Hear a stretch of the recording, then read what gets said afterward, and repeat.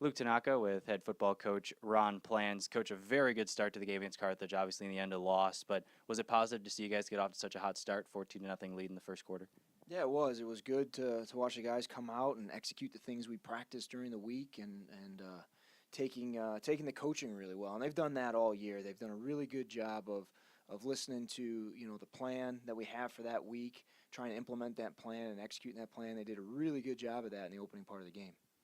It seemed like the big momentum swing was at the end of the first half when the Redmen scored on a deep ball, and then after that, heading out of the half, they also had a couple of scores in the third quarter. Do you think that last play was a big momentum swing, and what did you see on the play? Yeah, I'm sure it was a huge momentum swing. It really just brought the game back to 0-0 at half. So you can argue that they start the game with a little bit of momentum, like we start this half with a little bit of momentum, like we started the game with some momentum. But it kind of was a confluence of events. You had us not scoring.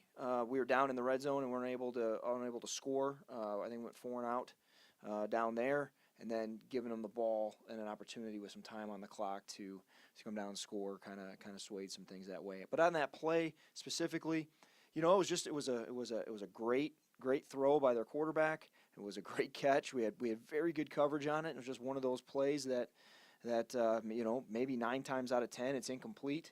But their player made just a heck of a play, and their quarterback threw the ball on the money. We didn't get much pressure on that play.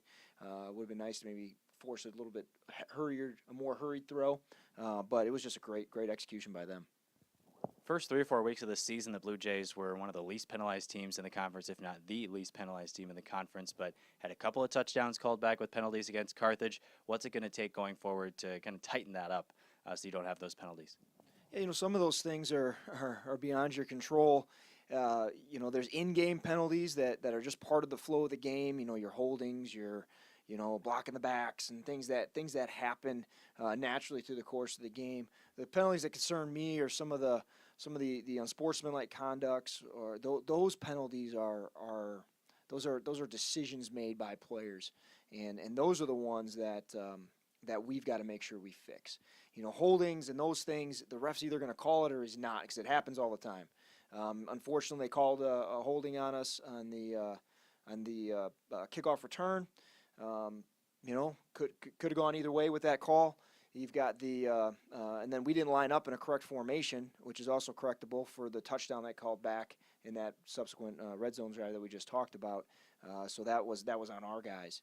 But we've got to get it shored up. Some of the extracurricular penalties, those things we just can't stand for. We had a really good discussion about it in our team meeting after the game, on Sunday, and I think the guys understand what they need to do going forward for that. You really showed some resilience in the fourth quarter, a good touchdown drive, but it seemed like in the second half the offense struggled a bit. Started off with the first half with Orlando Hernandez really being able to do what he does, run the ball well, and then that opening up the passing game, but then a little bit more pressure on the quarterback in the second half. Do you think the end of the fourth quarter will help you going forward in adding some extra momentum? Well, resilience, the word you brought up, and we go through kind of our mantra of our program during camp, and it's details, and the last word in details is success. And we talk about, we define success by more than wins and losses. It's 3 things really. When we get done with the year, did our players have some personal growth and maturity? Did they learn to be resilient? And do they understand that the world is bigger than just them and than myself? That's kind of how we try and gauge success. So the resiliency part is huge for me, because the fact that they continue to battle throughout the entire game, regardless of whether we're winning or losing, that's what we want, because that's what sports do. Sports teach life lessons like resilience and overcoming adversity and those things. And that's what, having them show that was excellent, because that's something that we preach. And I expect, moving forward, we'll be the same kind of team we've been the last. We're just going to go out and do what we do best. Defensively for Carthage, they're aggressive. They bring a lot of pressure. Sometimes it opens up opportunities for us to hit big plays, and we hit a few of those, and sometimes it opens up opportunities for them to hit big plays, and they hit some of those. So it was kind of just a little bit of a back and forth, and we still put up 28 points. I'm proud of our offense for that. They scored enough, I think, based on what we were seeing. We just needed to do a better job with the penalties. Like you said, got a couple of scores called back, and it's a completely different game. Next up is a bye week, actually. What's it going to take to be successful during this bye week? We need to get better. I think our our daily goal is to get better each day. Go 1-0 each day. If you can go 1-0 each day, you're going to be better as you move through the season.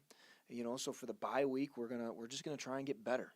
We're gonna get better at doing all the little things, all the fundamentals of football. We're gonna get better at running our stuff. We're gonna get better at communicating different things, and just go out and continue to play football. We clap at the end of every practice and every game, regardless of whether it's a good practice, a good game, win, loss, or anything. And we do that because we understand how special it is to be able to play college football. And this is just another week for us to get to do that, and I think our guys are going to be excited. Then you have 2 weeks to prepare for Illinois Wesleyan team, who has been playing very well recently, and another key game against a team that's in the upper echelon of the CCIW. Will use these 2 weeks to really prepare for Wesleyan, or will you shore some things up in the bye week and then maybe prepare for Wesleyan next week? Well, I think there's always things you can get a jump start on. Obviously we'll get our film watching done, get a little bit of head start on some thought process there. But really, football comes down to, can you beat you, the you versus you battle. And if you can win that, it doesn't matter who you play. You should be able to overcome whatever they throw at you. So they're going to have offensive wrinkles and defensive wrinkles and things that they're going to do and different stuff that we're going to have to adjust to. But ultimately, the focus in the bye week, just as it is in game week, is how do we get better? And if we can get better, then we should have a good shot at winning the game on Saturday. The bye week before Illinois Wesleyan on the road for the Blue Jays, back on the road after a couple of games at home. Coach, safe travels. Good luck during your bye week and against Wesleyan. I appreciate it. Thank you very much.